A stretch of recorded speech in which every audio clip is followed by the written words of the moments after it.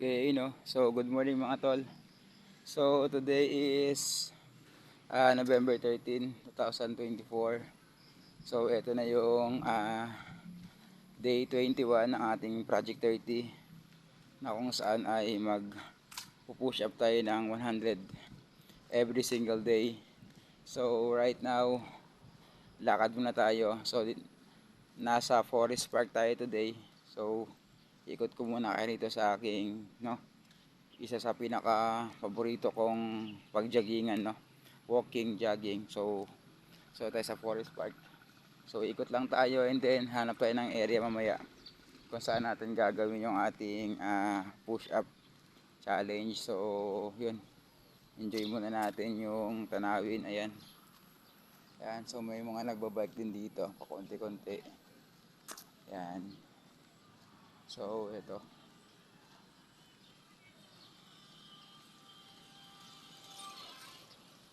ayan, kalsada. So ayan, ito yung mga bahay dito. Mas maganda pa sa mga bahay natin. Ayan, ayan. So ito naman kulay puti. Ito medyo gray. Ayan. So ayan yung kalawakan ng Forest Park. Ayan, ikot natin. Ayan. So tara, ikot tayo.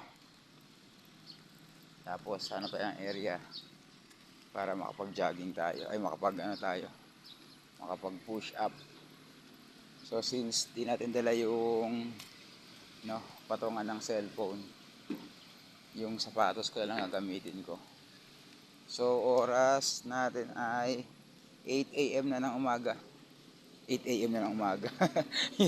Umaga na ngayong AM, no? Ang kulit eh. 8 AM na ng umaga. Ayan. So napaka buhay na buhay pa dito yung nature. Ayan, nakita nyo. May mga talahib pa, damuhan. Ayan, diba? Sarap tignan no? Sarap tignan. Diba? So kaya paborito ko to dito eh.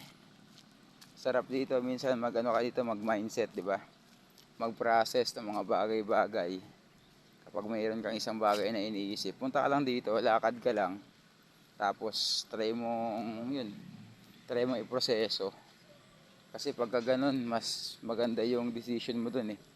Mas reasonable, diba? Kesa yung pabigla-bigla ka sa mga desisyon mo sa buhay. So kapag mayroong mga bagabag sa isip mo, pwede kang pumunta rito, diba? Sa Forest Park, payapa talaga. So yun, okay,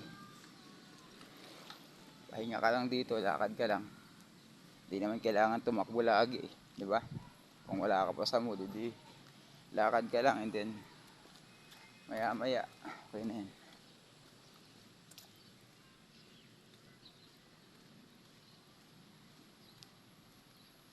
Ayan, ganda, lawak.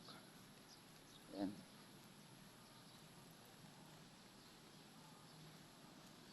Ayan, syempre may ilog na rito. Ayan, diba?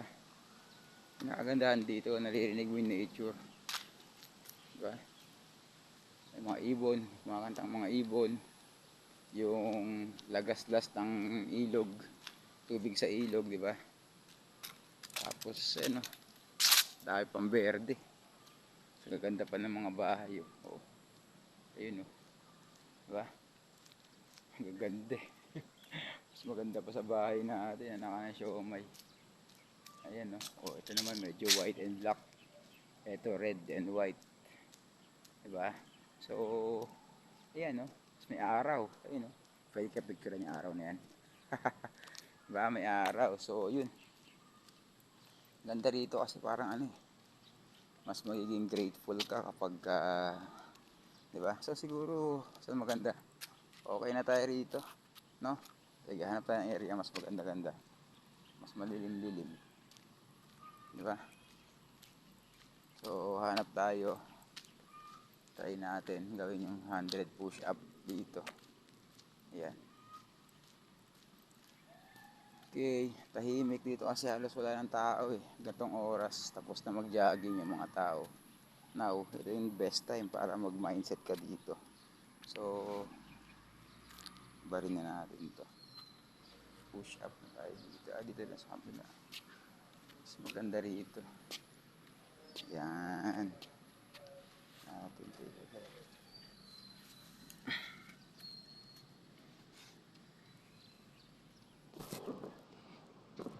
Yun o. Naghahandaan ka? Oo. Mga ready na 7-Eleven? Hindi. Ako ka, pinag-aanap ko. Sawa ka. Ayos.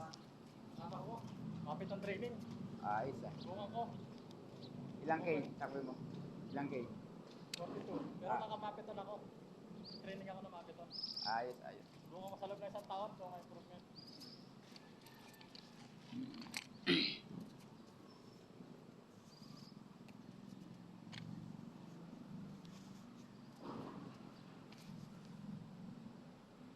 Yan. So, yun ha. Kagandahan. Usap natin dito pala. Hindi pala dito.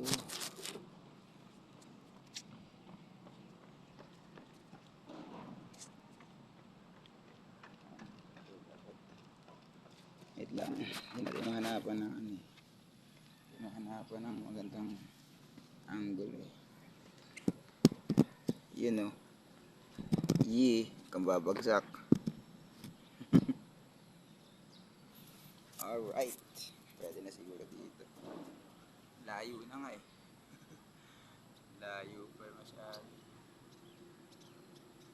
Pwede na yan. Pwede na natin ito. Lapit pa natin ng konti. So, yes.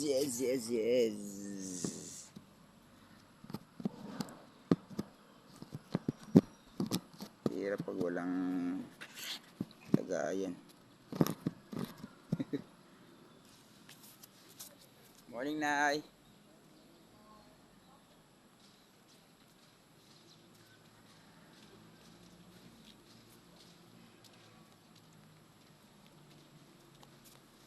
So, ano na tayo? Day 21 tayo, no? So, pang 3 weeks na natin to. So, after nito, 9 days na lang. And then, we're done. So, try natin magpakanton ng isang idea ulit. Hindi ko alam kung ano. Basta, kung ano lang maisip ko. So, sige. Let's go. Gawin na natin 100. Kita kaya ako dito. Against the light ata. Baliktad eh. Ang pagat to kaya. Mas maganda. Pag dito. Hindi eh. Ayan oh. Ang ganda oh. Iyakan mo na. Okay na yan. Ayan. Irapan natin sarili natin. Okay na yan. Okay na yan. Hindi masyadong ano. Mahalaga rito eh. Nakaano tayo.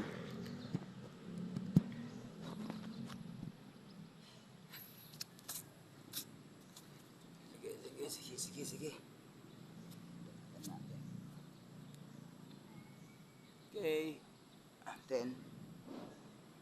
1, 2, 3, 4, 5, 6, 7, 8,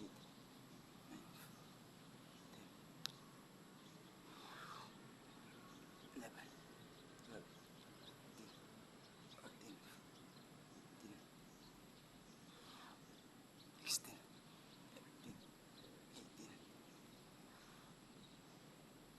19, 20. Okay. So, 20 na kagad. So, naka 20 na tayo mga tol. So, again, today is day 21. So, 3 weeks. Ano ba magandang pakanton yun? So, magandang pakanton siguro ngayon is yung idea ng ano. Just show up. No, kasi hindi sa lahat ng panahon ganado kayo, di ba? Tulad kanina, wala akong ganang tumakbo. Wala. Naglakad lang naman ako. Then, paunti-unti, di ba? Hanggang nakaramdam ako ng konting init. Tapos, yun na. dinahandaan kong tumakbo, mag-jogging. And then right now, okay na ako. 'Di ba? So just show up ka lang. Kasi darating talaga yung time na hindi ka laging ganado. Move ka lang ng konti, 'di ba? Kung ang goal mo ay makapag-jogging, lakad ka muna, 'di ba? Hindi naman agad kailangan tumakbo.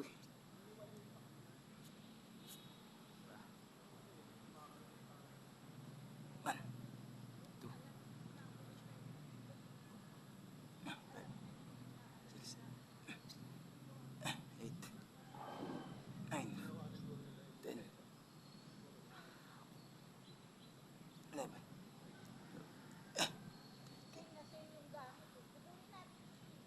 14, 15.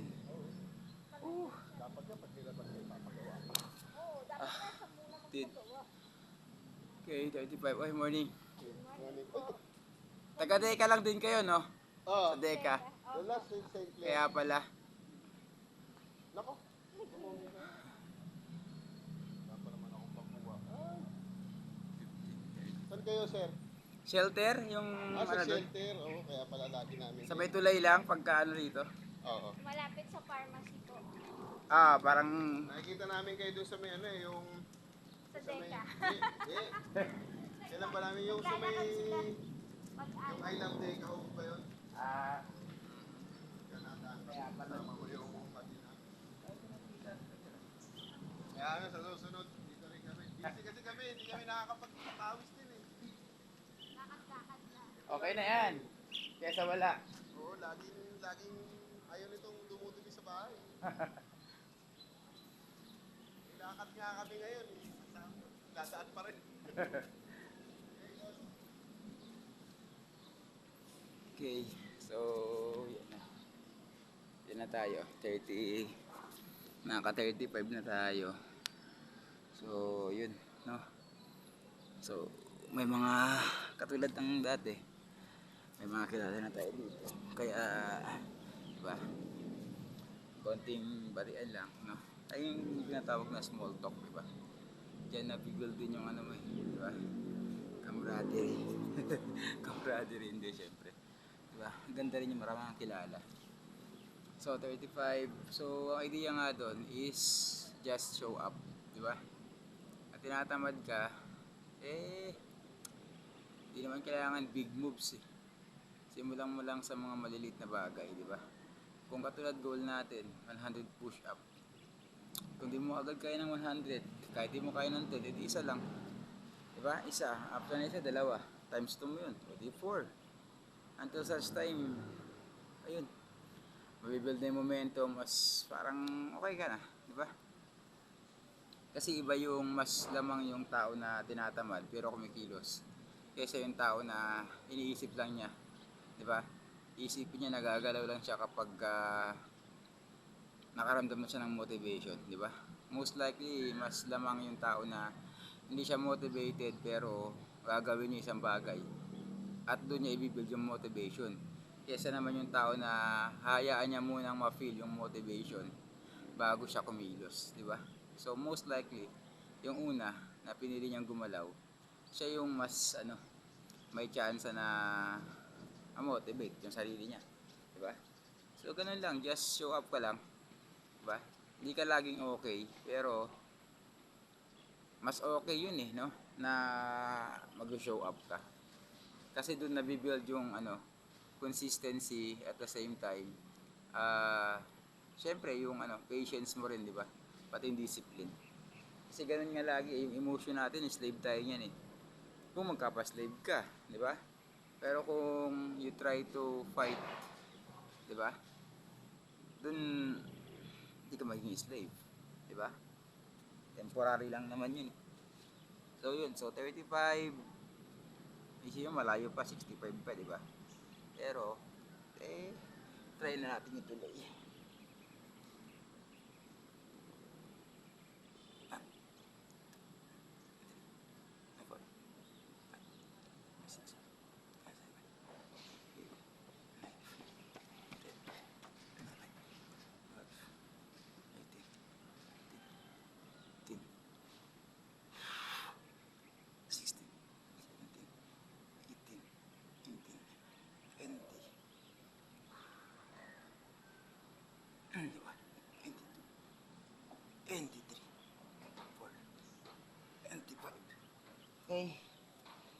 Okay.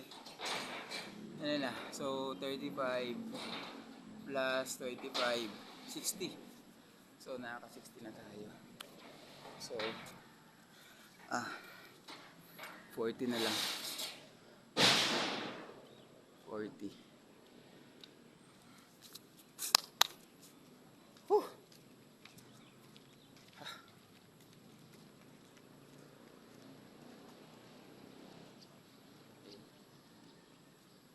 So, 40 na lang. So, yun, di ba? Hindi ganun lagi eh. So, yun talaga mahalaga, no? Just show up, pakita ka lang. Ganun din sa school, di ba? Sa trabaho. Hindi ka lagi motivated pumasok. Pero, kapag pumasok ka, di ba? Hindi mo alam, biglang may isang incident na mamotivate ka, di ba? Kaysa hindi ka pumasok. Di ba? Mas okay yun eh. So yun lang, just show up. Tulad na ito. Ay! Okay. Akala na 60, so 40 na lang.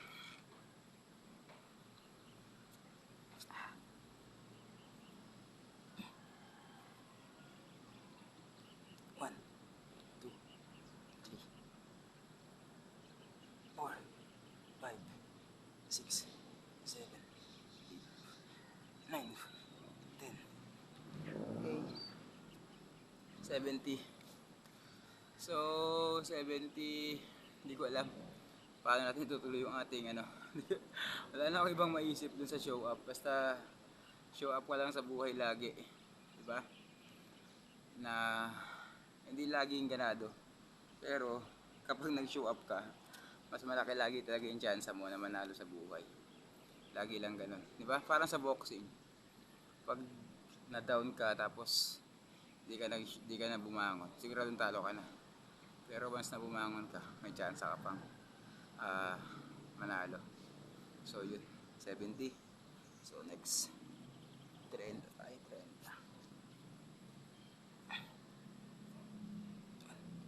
1, 2, 3, 4, 5, 6, 7, 8, 9, 10.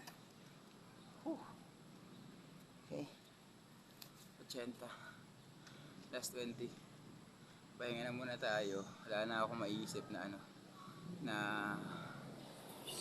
pwede ko idagdag. Siguro naman nag-gets yun yung punto ko, no? Sa buhay. Diba? Kasi hindi naman magmamatter sa iyo yung mga bagay kapag ka ano, yung sinasabi ko na to. Baliwala sa ito eh. Di mo mag-gets yung message ko kapag ka ano, wala ka pa sa ganung sitwasyon, di ba? Yung sinasabi ko yung show up, wala sa yun. Pero pag nasa punto ka na kailangan mo na lang ganun, iisipin mo, uy, tama pala siya.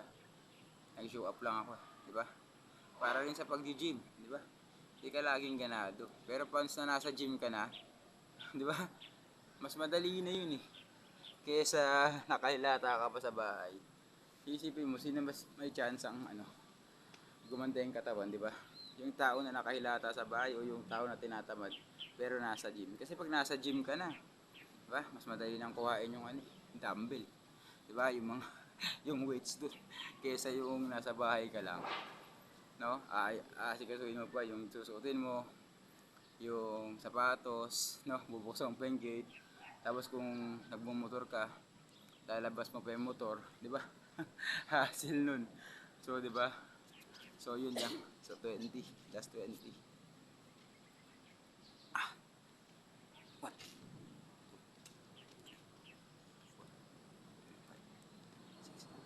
6, 7, 8, 9, 10,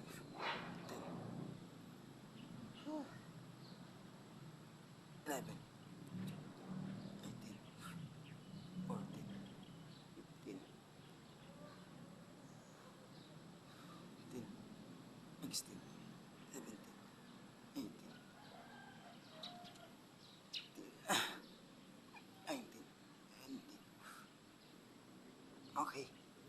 Yan. Ah, sarap. Uh. Okay.